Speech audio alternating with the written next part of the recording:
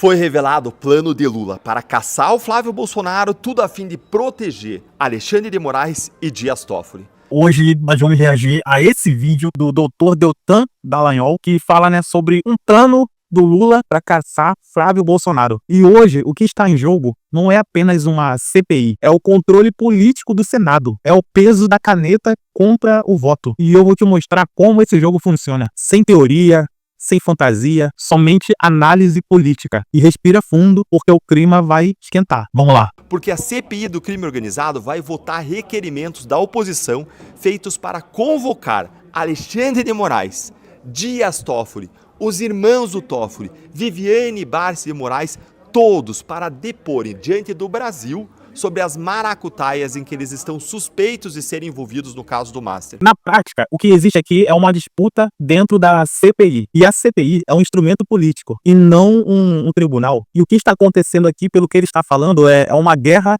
de requerimentos. Traduzindo em linguagem simples, um lado quer convocar certos nomes e o outro lado tenta mudar todo o foco. Isso é uma estratégia parlamentar normal que acontece em Brasília. Gente, consegue imaginar essa cena? Imagina Dias Toffoli lá na frente, Moraes lá na frente, tendo que dar explicações sobre o Taiaiá.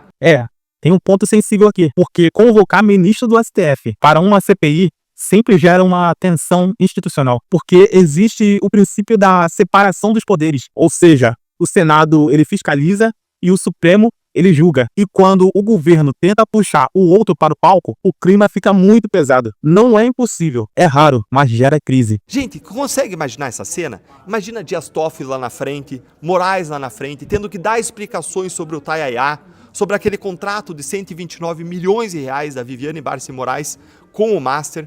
Consegue imaginar isso? Essa é uma das maiores chances que nós temos de ir a fundo nessa podridão do caso Master e de responsabilizar os envolvidos. Aqui entra algo importante. Sempre que surge um valor alto em um contrato, o debate vira emoção. Mas muito cuidado. Contrato alto não é prova de irregularidade. Precisa de uma investigação técnica e legal, documento e prova concreta. E sabemos, que em CPI, muitas das vezes, o foco acaba virando um espetáculo, como aquele da Virgínia, mas necessariamente não dá condenação. A maioria termina na famosa pizza. Mas você já sabe, O governo Lula montou uma estratégia, uma barricada, uma estratégia de guerra para blindar o Moraes e o Toffoli lá na CPI. E para isso, vão atrás de quem? De Flávio Bolsonaro. Vão caçar com C cedilha Flávio Bolsonaro. Eu vou te explicar agora qual que é essa estratégia e o que a oposição pode fazer para furar esse bloqueio. Bora lá? Olha aqui comigo então. O Caio Junqueira ele revelou isso aqui na CNN Brasil. Planalto tenta blindar Toffoli e Moraes e mira oposição em CPI do crime. Quando ele fala em blindar aqui, ele está falando usar votos para evitar a convocação de Moraes, de Toffoli e de mais quem for. E isso acontece em todas as CPIs da história. Quando o governo ele é maioria, ele segura. E quando a oposição é maioria, a oposição pressiona. Não é novidade. E isso é praticamente uma regra do jogo político. Em uma CPI, para aprovar qualquer requerimento, você precisa de uma maioria simples dos votos. A CPI do crime organizado ela tem uma composição ali equilibrada entre governo e oposição. Então, cada voto conta. A estratégia aqui do governo Lula tem 3 passos. Primeiro, o governo, representado por Randolfo Rodrigues e Jacques Wagner, apresentou 21 requerimentos para ouvir pessoas relacionadas à direita, como o governador de São Paulo, Tarcísio de Freitas, governador do Rio de Janeiro, Cláudio Castro, governador do Distrito Federal, Ibanez Rocha, ex-ministros do Bolsonaro, Paulo Guedes da Economia, João Roma da Cidadania, Ronaldo Bento da Cidadania. Isso tudo além do presidente do Banco Central, Roberto Campos Neto, que foi o presidente escolhido pelo Bolsonaro, um excelente presidente do Banco Central, diga-se de passagem. Aqui aparece a chamada cortina de fumaça. E isso é uma tática comum. Você amplia o foco para diluir o impacto. Por exemplo, se alguém quer te perguntar sobre algo difícil, você muda o assunto para outros 5 temas quando você não sabe o que responder. Isso dispersa energia, E na política, funciona igual. E olha só, gente, o que mais? Dá uma olhadinha aqui comigo no que mais que eles estão buscando. Buscam ainda chegar ao pré-candidato a presidente Flávio Bolsonaro ao tentar convocar Letícia Caetano dos Reis, ex-contadora do senador. Conseguiu entender aqui o que eles querem fazer? Uma grande cortina de fumaça. Querem ir atrás da direita para tentar ver se eles conseguem barrar a convocação dos ministros. Segundo passo da estratégia.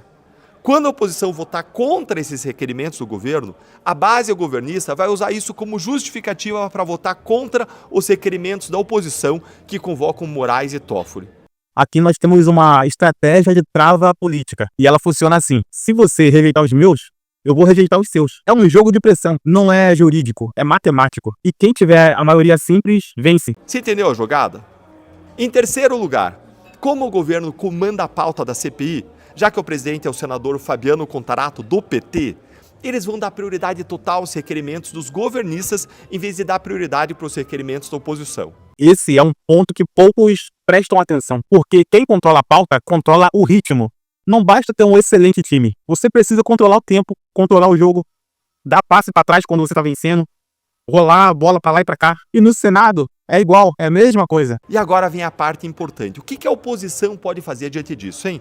A oposição tem algumas opções, algumas armas. Aprovar todos os requerimentos do governo, por exemplo, mesmo aqueles claramente protelatórios, cortina de fumaça, para fazer o governo perder a justificativa para barrar os requerimentos sobre Moraes e Toffoli. Mas vejam que essa é uma opção ruim. Por quê? Porque dependeria de o governo se sentir constrangido publicamente a depois votar a favor da convocação do Toffoli e do Moraes.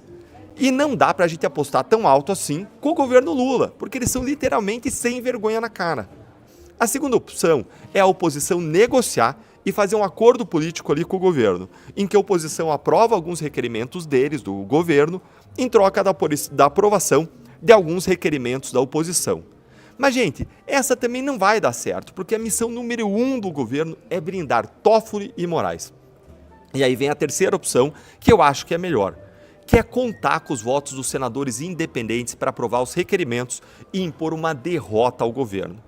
Numa comissão com 12 membros, cada voto vale ouro. O chamado senador independente vira fiel da balança. E é aqui que a política de bastidor ela entra forte. Pressão pública, negociação, cálculo eleitoral, nada disso é ilegal. É apenas política pura acontecendo aos nossos olhos. Isso é o ideal. Dá uma olhadinha aqui na matéria, ó.